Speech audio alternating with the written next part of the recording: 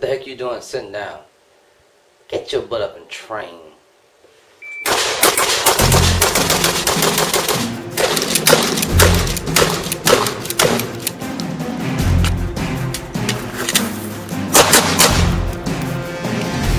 Fight!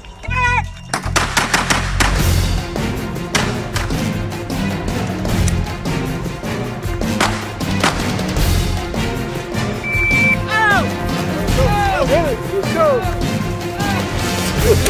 Look out!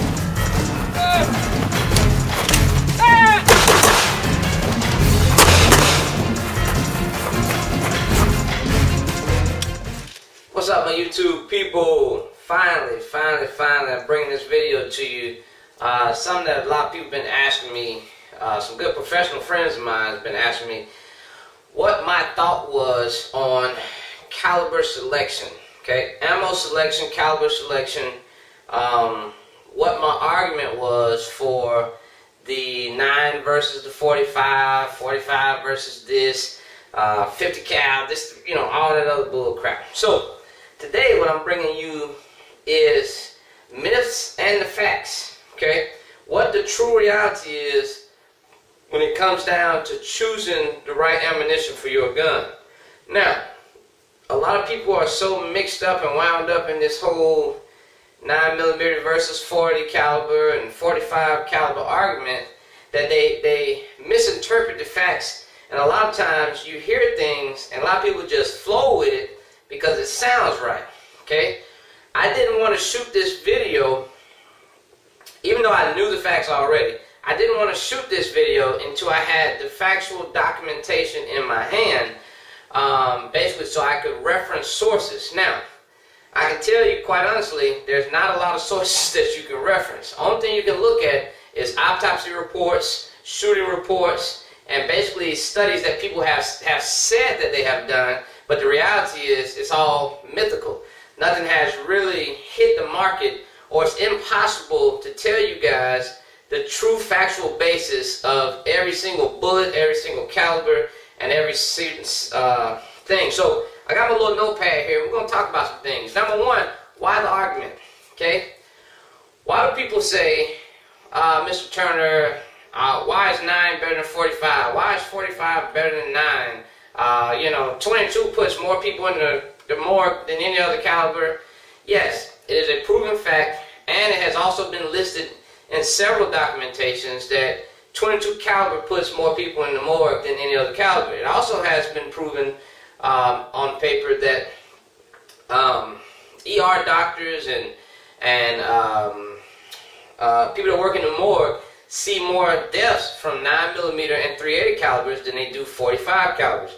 Now, a lot of people will come with the argument that, well, that's because all the thugs and everybody else shoot 9mm and 380 and this, that, other. And that could be true. And, you know, when it all boils down to it, there's not a lot of people carrying 45s. I don't know, okay? But the fact is that more people go to the morgue with 9mm caliber and 380 caliber deaths than any other calibers that you see. I've also heard the argument that 357 and 125 grain is the best bullet out there. Is it? I don't know. How can you prove that? You can't prove it because in order to prove that, you have to have everybody's documentation, not just one hospital, but we're talking about 50 states, you know, 7 continents. We're talking about people from all over the world would have to give you their data in order for you to understand that that fact is proven. All right, and there's no way you can determine that fact. That is just impossible. Okay, so why the argument again? Let's just keep it adult. I'm not even gonna say that. I'm gonna say it in the video, but my chest is bigger than yours. I was gonna say something else, but I'm not gonna go there. That's too advanced for some people. Some people may get upset by it. But my chest is bigger than yours, so what my argument says is better than yours. My friend told me, he's a professional instructor. Let me tell you something. There's no instructor in the world who can tell you that this bullet is better than that bullet because they haven't worked on anybody unless they're a doctor. Okay? So let's just get past all that mythical bull crap. Alright? What do we think we know about ammo? A lot of people think they know everything about ammo, and you find this out by watching YouTube and watch guys who do all these presentations shooting through ballistic gels. Okay? My ballistic gel is doing this. My ballistic gel is doing that. Let me tell you something. Every one of your tests are different. Here's why. Number one, both y'all or everybody that's doing tests have different temperatures outside or inside wherever they're shooting at. That affects the gel.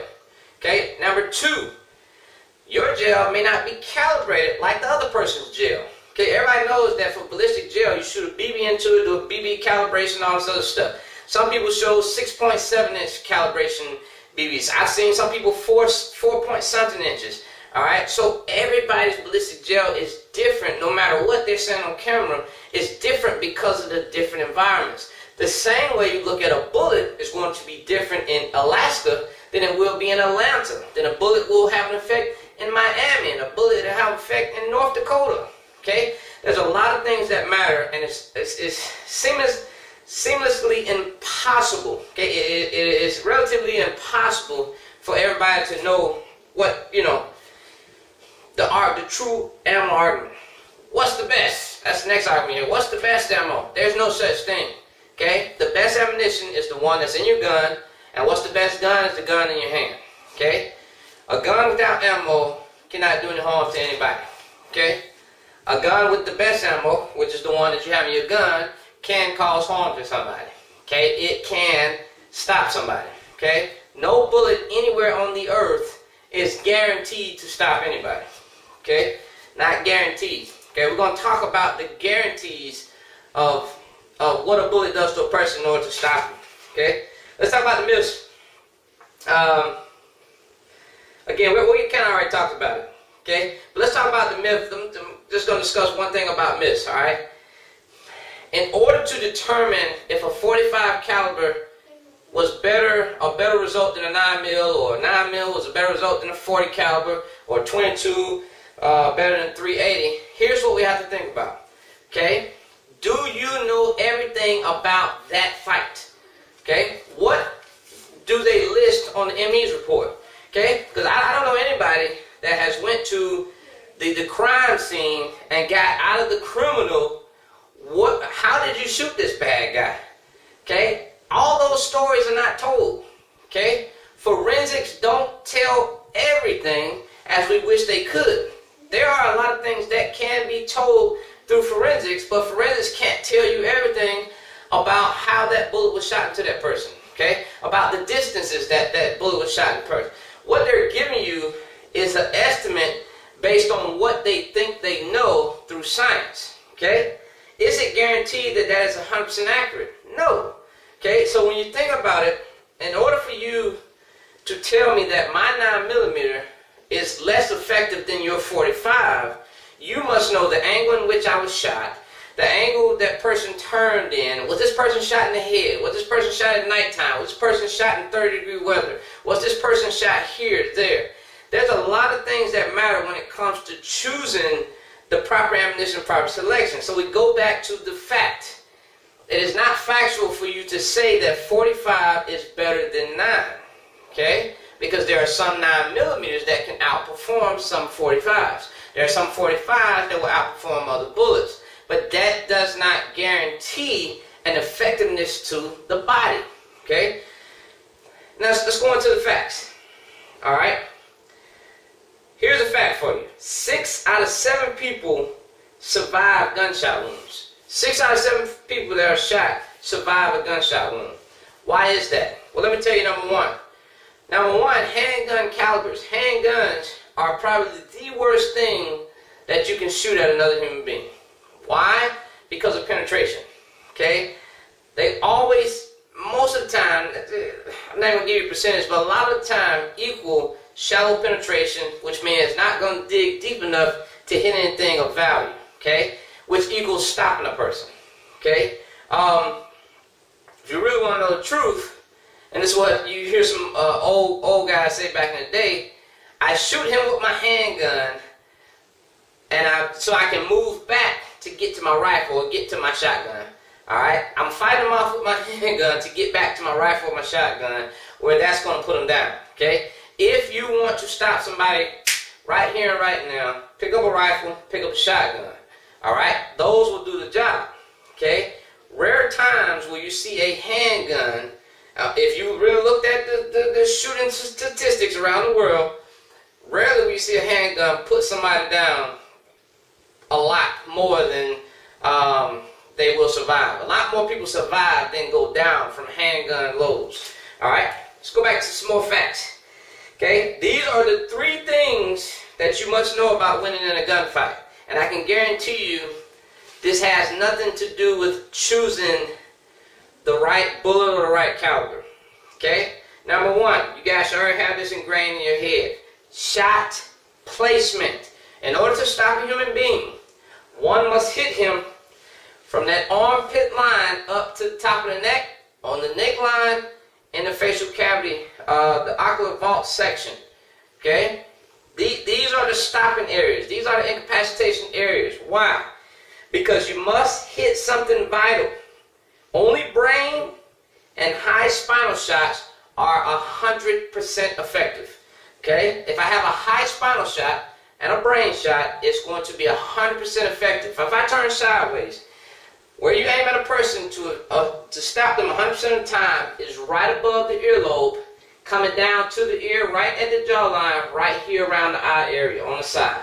Okay, if I wanted to hit them in the center of the face, right here around the ocular vault, coming down to the bridge of the mouth, going back up around my eyes. These are 100% effective hits to incapacitate a person. No matter what bullet hits them, as long as it penetrates deep enough to get into the brain or get into my spinal column, on a high spinal column shot, 100% incapacitation.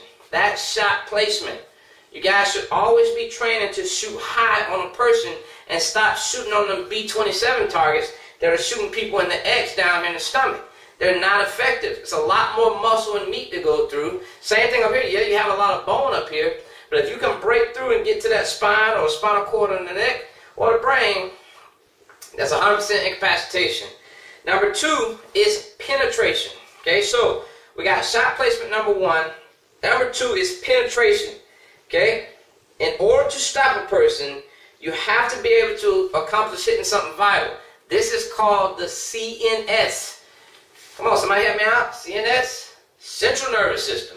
All right, in order to be effective, you must be able to penetrate the central nervous system to incapacitate a person. Now, when we talk about incapacitation, that means they stop right then, they go down. Okay? Incapacitation is not what you guys think. We're going to talk about the myth behind what most people think incapacitation is. And let's talk about it real quick.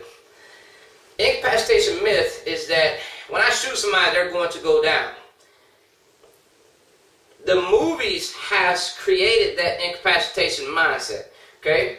When a person gets shot from watching so many movies and TV shows, they automatically put that in their mind as death or dying. That's why good instructors will teach you never to die in training. Don't get shot and stop. That's a mythical thing. Your body doesn't stop. Okay? Even if you took a shot to the heart directly, okay, and you actually die, your heart stopped. Do you know that your brain still holds 10 to 15 seconds of oxygen that keeps you actively pursuing whatever you're going after? Don't just automatically give up and stop. Okay? A bad guy who is on an adrenaline rush doesn't have the same thought process as a regular human being that gets shot and says, oh my God, I'm going down. Alright? Why? Because their mental state is not in a process of saying stop. Your mental state is. Because you get shot, you automatically think, oh my God, I'm going to die. I am dying. Something's going on. I need to hit the ground. And therefore, you go down. And guess what? You die quicker because your adrenaline completely drops and it's no longer there. A person that gets shot that's on an adrenaline rush can stay with you and stay in the fight unless hit in a CNS system, okay, central nervous system hit by doing that.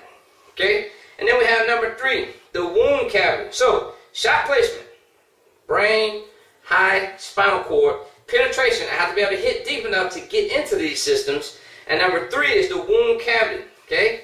Now, this is where everybody gonna go crazy on me. They're gonna say, oh yeah, this is the 45. Alright? The bigger, more cut up the hole is, the more blood they will lose. Okay? Let me rewind that. The bigger, more cut up the hole is, the more blood they will lose. Okay? Here's the problem with that though. Blood loss takes a long time to incapacitate a person. Okay? Because as you know, no matter how you cut somebody, stab them, whatever, blood loss doesn't happen like you think it does in the movies. Okay? Somebody can lose a rapid amount of blood at a very slow pace and still stay alive. And at the same time, and die. And at the same time, somebody can lose a rapid amount of blood in a very fast pace. A high amount of blood in a fast pace, and they can survive. So what you're looking at is making sure that don't just base it off of the bullet size, okay? Because here's the thing. Yes, we want a very good bullet that's going to open up and stay together and shred a few things, but at the same time, I need to learn how to switch those two for a deeper penetration. So, if you get a good bullet that expands all the time symmetrically, but the penetration is only 8 inches, you're going to have some problems. But if you switch that out, where you got a slower moving bullet, let me give you science behind it. The faster the bullet moves, the more likely the bullet is to expand faster. The slower the bullet moves, the slower it is to expand. Okay? You want a bullet to expand slowly and penetrate deep. Okay? That's why people like 45s, because they're a slower moving bullet, bigger, and through science they believe that they can penetrate deeper, which is sometimes the case, but not always the case. Again, let's go back to the facts. The fact is 9mm and .380 calibers bring more people to the morgue than 45s do. Alright? That's a fact. Alright? Now, breaking it all down. Okay?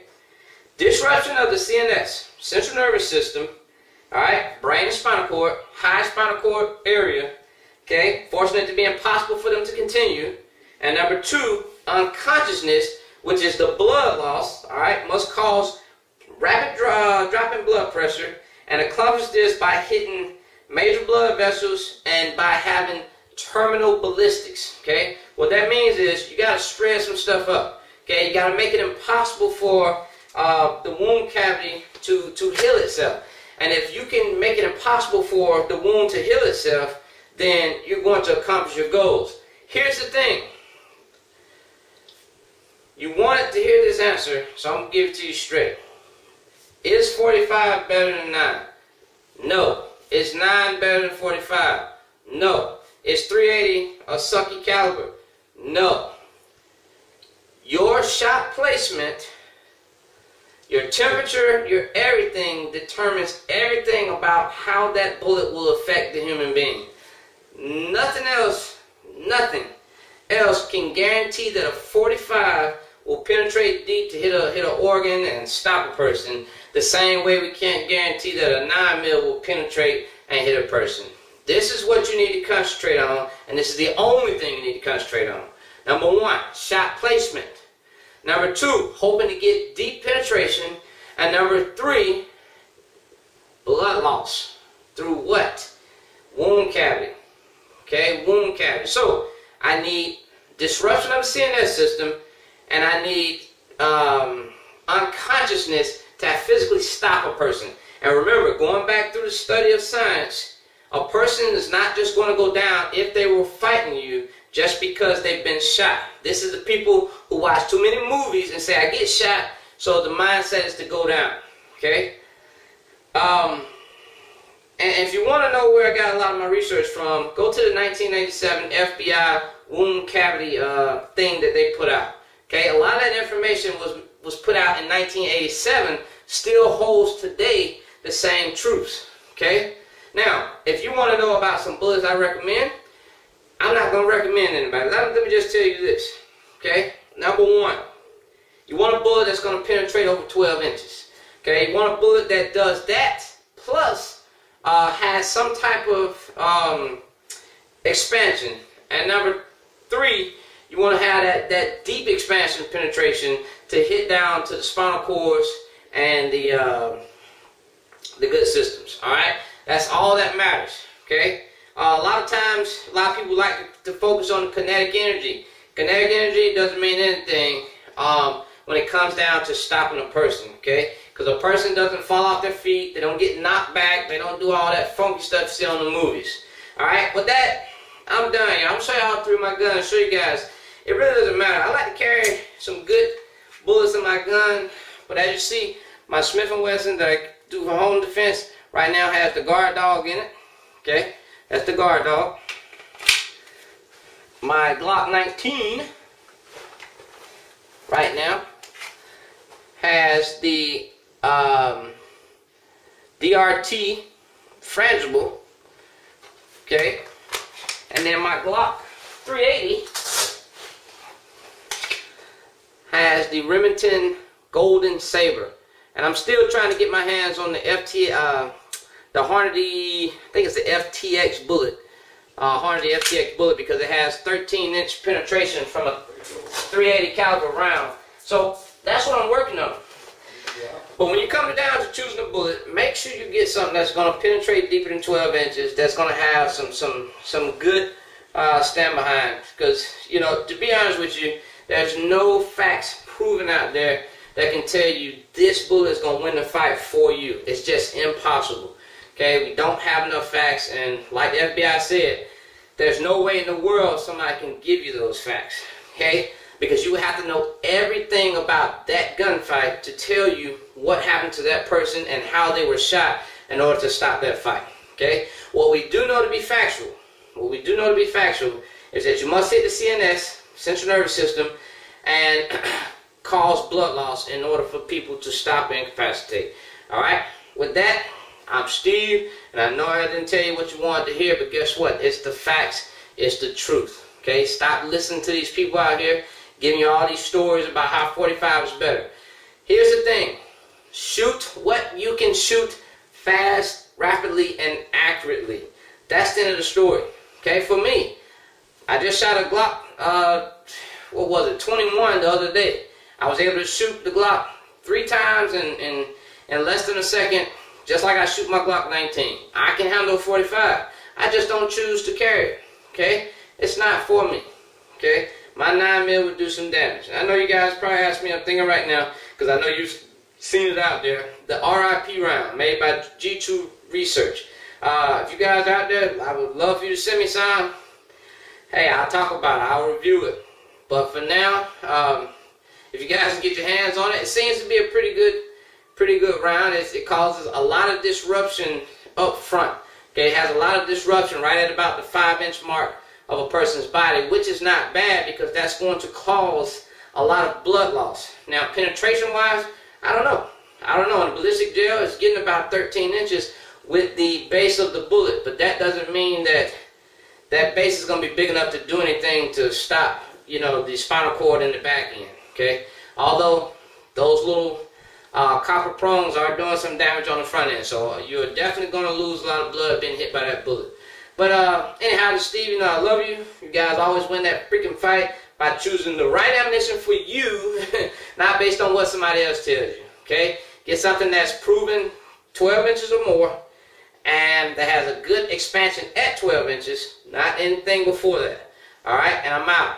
I love you. Y'all make sure I win that goddamn fight. I'm out. Peace out. Y'all go back to watching that Super Bowl.